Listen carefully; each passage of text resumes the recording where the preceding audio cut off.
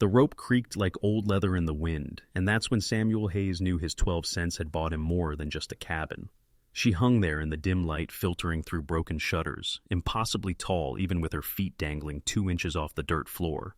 Her Apache dress, once white, now bore stains he didn't want to examine too closely. But it wasn't the sight of death that froze him in the doorway. It was the fact that her eyes were open, staring directly at him with an intelligence that belonged to the living. Samuel had ridden 3 days from Tucson to claim this property, won in a sheriff's auction for the price of a decent meal. The previous owner, a trader named Morrison, had vanished 6 months ago, leaving behind debts and whispers about his dealings with the local Apache bands. The cabin sat in a valley that most folks avoided, where the saguaro cacti grew so thick they looked like an army of silent sentinels. He'd expected to find furniture, maybe some supplies. Instead, he found her. Samuel stepped closer, his spurs jingling in the oppressive silence. The girl couldn't be more than 16, but she had stood, nearly 6.5 feet tall. Her black hair hung in 2 thick braids that reached past her waist, adorned with silver ornaments that caught what little light crept through the windows. Around her neck, besides the rope, hung a leather pouch that seemed to pulse with its own rhythm. The floorboards groaned under his weight as he circled her, trying to make sense of what he was seeing. No smell of decay, no flies. Her skin held the warm bronze of life, not the waxy pallor of death. Most unsettling of all, he could swear he saw her chest rise and fall in the faintest suggestion of breath. Samuel had seen plenty of death in his 43 years. The war, the cattle drives, the countless skirmishes with raiders and rustlers. But this felt different, wrong, like stepping into a painting where the subjects watched you back. He reached for his knife to cut her down, then stopped. Something in those dark eyes warned him against it. Instead, he backed toward the door, his hand instinctively moving to the colt at his hip. Outside, his horse whinnied nervously, pawing at the hard-packed earth. The sun was setting behind the mountains, painting the sky the color of fresh blood. Samuel glanced back at the cabin, then at the gathering darkness. He had a choice to make, and 12 cents suddenly felt like far too much to pay. Samuel made camp 50 yards from the cabin, close enough to keep watch, but far enough to sleep without those eyes boring into his dreams. He built his fire small and ate beans cold from the can, his gaze never straying long from the dark windows. By morning, he'd convinced himself it was a trick of the failing light. Dead was dead, and whoever she was, she deserved better than hanging like a scarecrow in an abandoned cabin. He owed her that much, even if she was Apache. But when he pushed through the door again, she was exactly as he'd left her, still hanging, still staring, still impossibly alive-looking in death. This time, though, he noticed something else. The leather pouch around her neck had shifted. It now hung slightly to the left, as if she'd turned her head during the night. Samuel's hands shook as he lit a cigarette, taking a long drag to steady his nerves. He'd fought Comanche and Apache both during his years as an Army scout. He'd seen their burial grounds, knew their customs. The dead weren't supposed to linger like this. "I'm going to cut you down," he said aloud, his voice unnaturally loud in the still air. "Don't reckon you can hear me, but it ain't right, leaving you like this." He approached slowly, knife drawn, watching her face for any change. When he stood directly in front of her, close enough to see the intricate beadwork on her dress, she blinked. Samuel stumbled backward, his knife clattering to the floor. The girl's lips moved, forming words in a language he didn't understand, though the meaning came to him anyway. "Help me." For 3 hours, he sat outside the cabin, wrestling with what he'd seen. The rational part of his mind insisted it was impossible. The part that had survived 20 years on the frontier knew better than to dismiss anything, no matter how strange. As the sun reached its peak, he heard horses approaching from the east. 3 riders crested the ridge, moving with the purposeful gait of men on official business. Samuel recognized the lead rider even at a distance, Sheriff Tom Crawford from Tucson, a man who had never ridden this far from town without good reason. The sheriff reined up 10 feet from Samuel's fire, his deputies flanking him with hands resting on their sidearms. Crawford was a lean man with gray whiskers and eyes like chips of flint. He'd been hunting Apache raiders for the better part of a decade. "Hayes," Crawford said, touching the brim of his hat. "Heard you bought Morrison's place. Wondered if you might have found anything unusual." Samuel felt the weight of that stare from the cabin pressing against his back. "Depends on what you call unusual, Sheriff." Crawford smiled, but it didn't reach his eyes. "Apache girl, Tall one, goes by the name Ayanna. She's wanted for the murder of 3 settlers down in Cochise County. The desert fell silent, except for the creak of leather and the soft snort of horses. Samuel kept his expression neutral, though his heart hammered against his ribs like a trapped bird. Behind him, the cabin seemed to pulse with watching presence. "Can't say I've seen any Apache girls." "Sheriff," Samuel said, taking another drag of his cigarette, "place was empty when I got here yesterday. Just dust and spider webs." Crawford's eyes narrowed. "That so? Because Morrison's been missing 6 months, and the last anyone saw of him, he was harboring that particular Apache. Word is, she's got some kind of power. Makes men do things they wouldn't normally do." One of the deputies, a young man with nervous eyes, shifted in his saddle. "Sheriff, maybe we should just have a look inside." "Nobody asked you, Briggs," Crawford cut him off. "But you're right." He dismounted, his spurs chiming against the hardpan. "Won't take but a minute, Hayes. Just want to satisfy myself that Morrison's place is clean." Samuel stood slowly, positioning himself between the sheriff and the cabin door. "My property now, Crawford. Got the deed right here." He patted his shirt pocket. "And I don't recall inviting you inside." The second deputy, an older man with tobacco-stained teeth, laughed harshly. "Since when do Apache lovers get to dictate terms to the law?" "Since I bought this land legal and proper," Samuel replied, his hand drifting toward his gun. "And since I ain't seen hide nor hair of any Apache girl." Crawford studied him for a long moment. "You know, Hayes, there's been talk about you in town, about how you lived with the Chiricahua for a spell during the war, how you speak their tongue, know their ways." He stepped closer.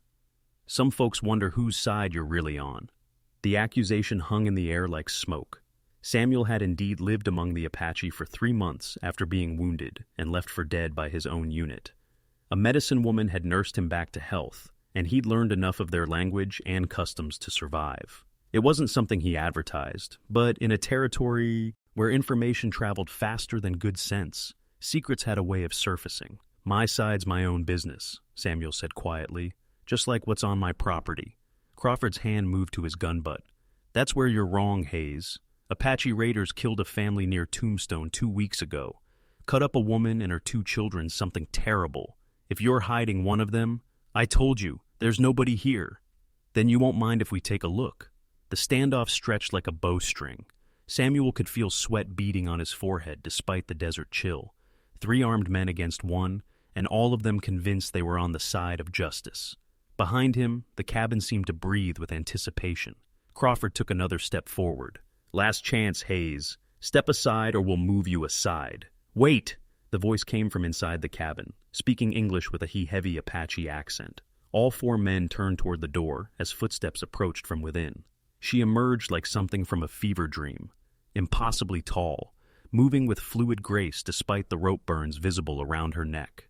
The Apache girl stepped into the sunlight, her dark eyes taking in the scene with calm intelligence. She was even more striking alive than she had been hanging in that dim cabin, her presence commanding attention like a force of nature. "I am Ayanna," she said, her voice carrying the weight of mountains. "And I did not kill those settlers." Crawford's gun cleared leather first, followed immediately by his deputies. Samuel found himself caught between the law and the girl, his own weapon half drawn. The desert air crackled with tension.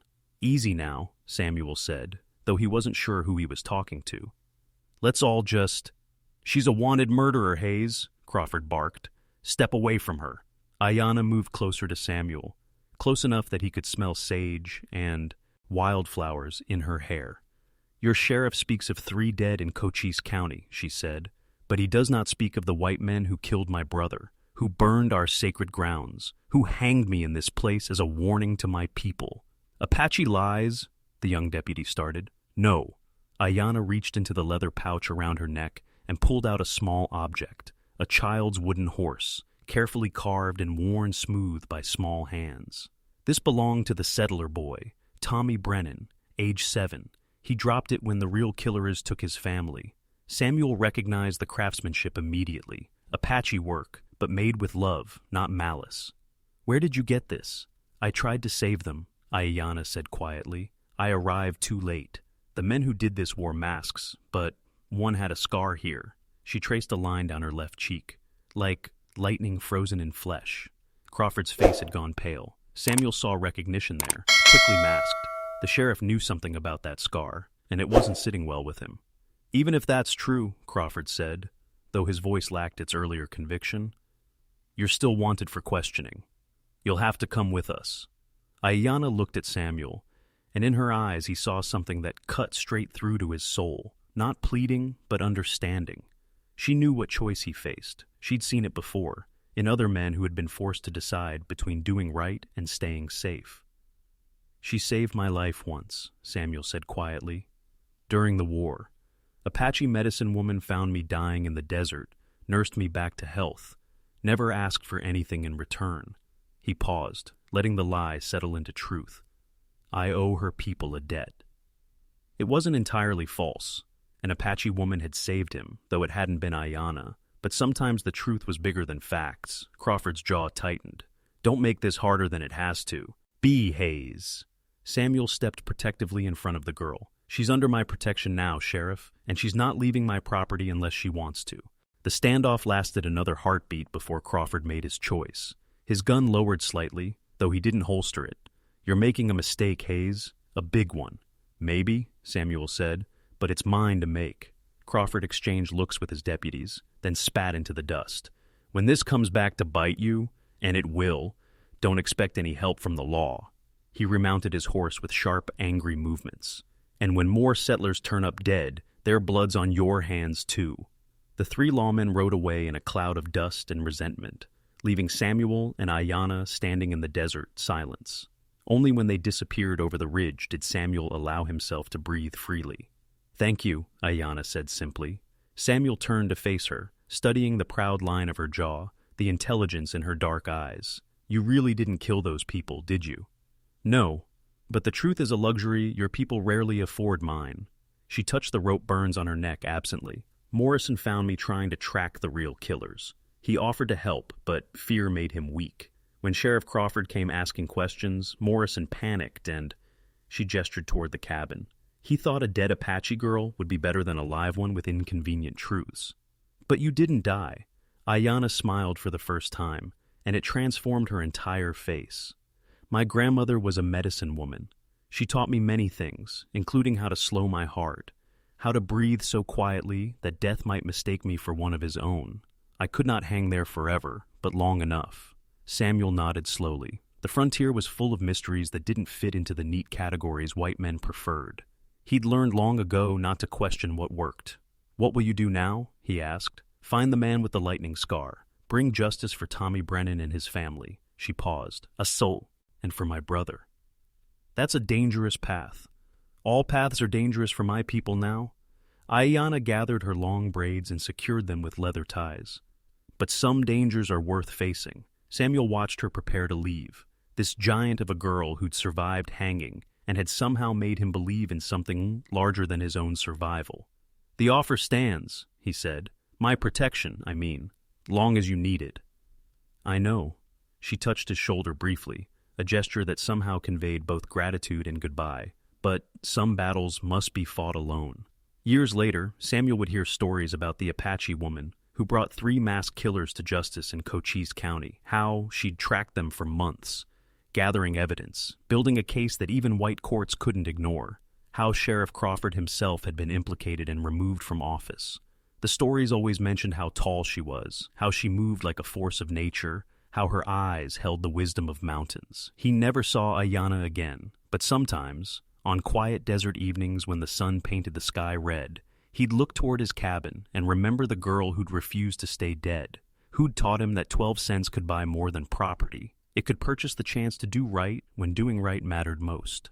The cabin still stood, weathered but solid, a reminder that some investments pay dividends in ways you never expect. Stories like this aren't just told, they're felt.